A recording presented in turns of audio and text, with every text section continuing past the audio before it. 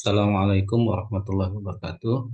Berjumpa kembali dengan saya Muhammad di channel Momen Baca. Baik, sebelum melangkah lebih lanjut, jangan lupa dulu untuk subscribe, like, share, and comment ya. Oke. Pada hari ini kita akan mengajukan persyaratan penetapan WPNE. Di WPNE wajib pajak NE. Nah, apa yang dimaksud wajib pajak NE? Jadi wajib pajak NE ini adalah wajib pajak yang non efektif. Artinya wajib pajak yang sudah tidak mempunyai kegiatan usaha, atau mungkin sudah tutup usahanya, dan ini bisa berlaku untuk wajib pajak orang pribadi ataupun badan usaha. Dan salah satu kelebihan dari wajib pajak NE ini, bukan kelebihan ya, artinya ketika dia sudah NE ya dia tidak ada kewajiban untuk melakukan pelaporan lagi karena dia sudah berstatus non efektif. Nah, untuk wajib pajak yang statusnya masih aktif, tapi sudah tidak ada kegiatan lagi, maka ya dia bisa mengajukan penetapan sebagai wajib pajak NE ini.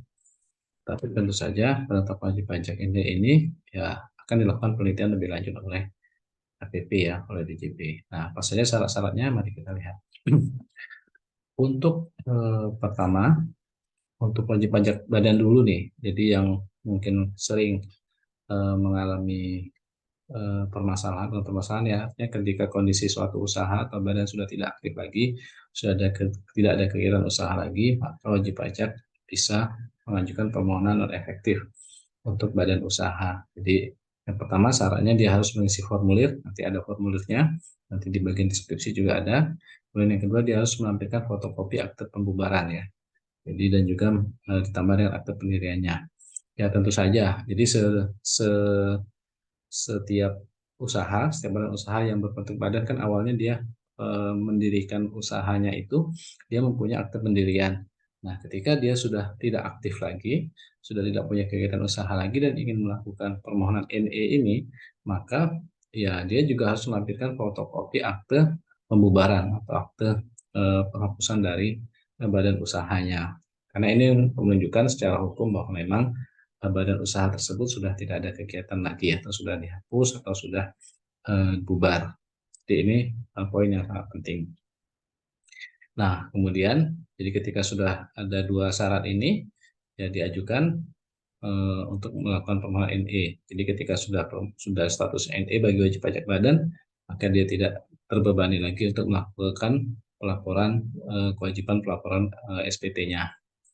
Kemudian yang berikutnya itu untuk orang pribadi. Jadi wajib pajak orang pribadi pun sebenarnya bisa juga mengajukan permohonan NE ini dengan memberikan bukti pendukung yang menyatakan bahwa wajib pajak memang statusnya non efektif.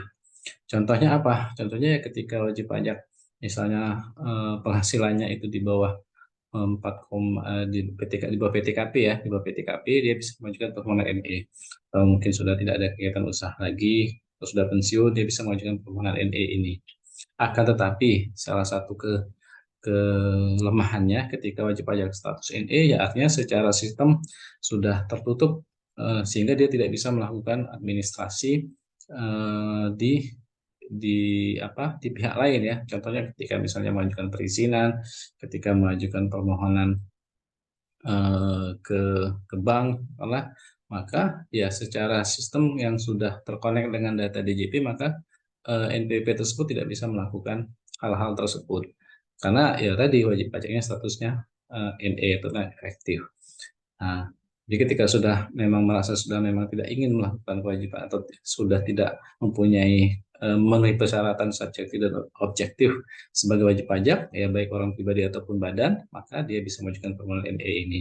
Jadi tadi yang badan, kemudian yang untuk orang pribadi sama formulir, kemudian surat pernyataan ya, dilampiri surat pernyataan NE nanti ada contohnya, kemudian dilampiri dengan fotokopi KTP, kemudian bukti pendukung alasan menyatakan NE.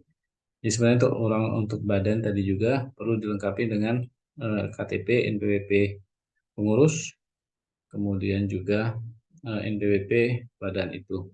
Nah, baik, kita lihat nih contoh formulirnya ya. Contoh formulir dari permohonan NE. Ini formulirnya. Di formulir ketika wajib pajak ingin dikukuhkan sebagai wajib pajak non efektif baik orang pribadi ataupun badan.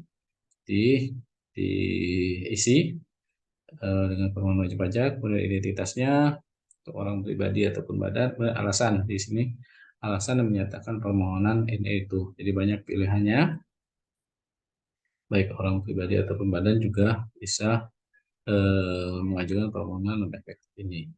Dan yang lebih penting tadi untuk badan ya harus mempunyai fotokopi akte kebubaran. Nah, ini yang harus dilampirkan. Kemudian yang kedua adalah surat pernyataan. Surat pernyataan ini yang kedua ini ya di sini. Oke. Nah, di sini menyatakan bahwa wajib pajak itu memang non efektif untuk orang pribadi ya. Jadi samping formulir kemudian ditambah dengan surat pernyataan ini ditempel dengan meterai. Baik, itu saja yang harus Bapak Ibu atau rekan-rekan sekalian ajukan ketika ingin menjadi wajib pajak non efektif. Demikian, mudah-mudahan bermanfaat. Terima kasih atas perhatiannya. Silahkan diinfokan kepada yang lain. Terima kasih. Assalamualaikum warahmatullahi wabarakatuh.